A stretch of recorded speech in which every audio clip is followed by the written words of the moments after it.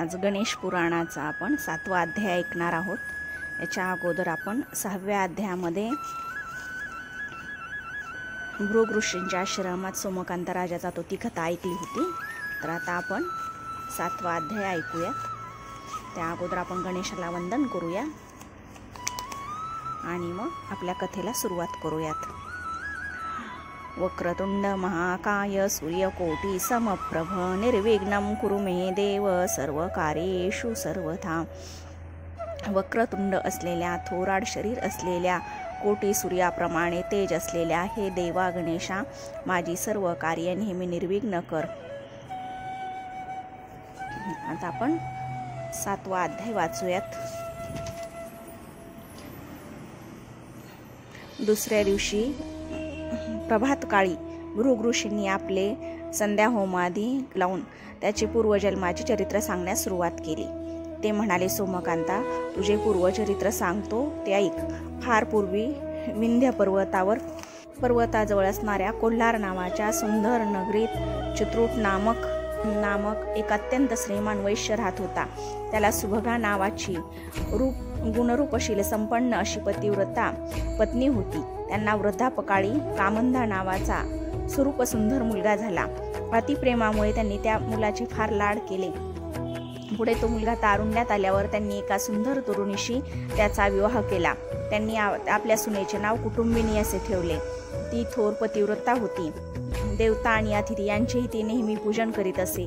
त्या कुटुंबिनीला तिचे नाव सार्थ करण्यासाठीच जणू 7 पुत्र व 5 कन्या झाल्या। काही कालानंतर चिद्रूप वैश्य मरण पावला। त्याची पत्नी सुभगा ही सती गेली। आई वडिलांच्या पश्चात त्याची संपत्ती कामंदाच्या हाती गेली। परंतु तो अविचाराने द्रव्याचा मनसोक्त उपभोग घेऊ लागला।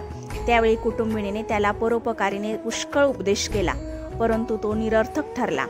थोड्या दिवसातच कामंदाजवळचे सर्व द्रव्य संपले। त्याच्यावर स्वतःचे राहते घर विकण्याची पाळी आली। त्यामुळे कामंदाने आपल्या भार्येला आपल्या मुलासह माहेरी पाठवून घर विकून टाकले।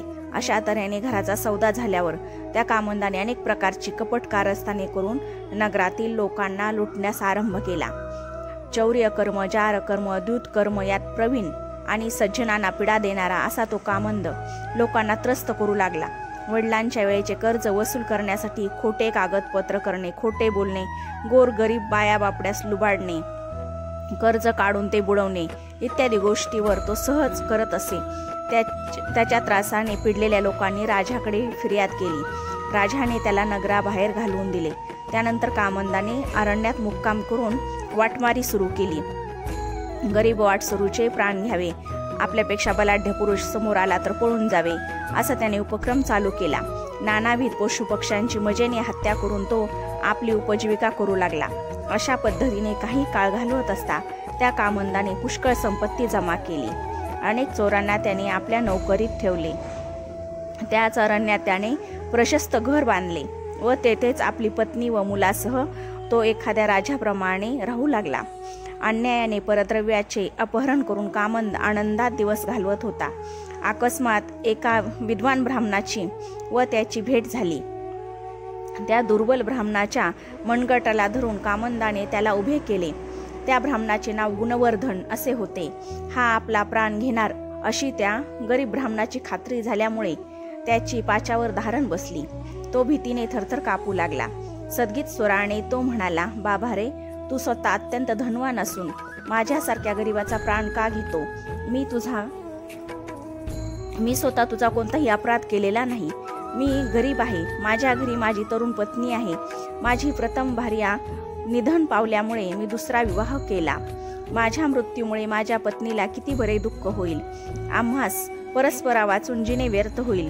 म्हणून आता तूच माझा आई बाप आहेस। तू मला स्वतःचा मुलगा समजून जीवदान दे।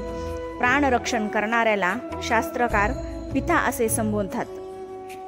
ब्राह्मणाचे रक्षण करणे हा सर्वात मोठा धर्म आहे। मी ब्राह्मण असून तुला शरण आलो आहे। जर तू माझा घात करशील तर हजारो वर्ष तुला नरकात खिचवत पडावे लागेल। या गोष्टीची तू वेळीच दखल घे।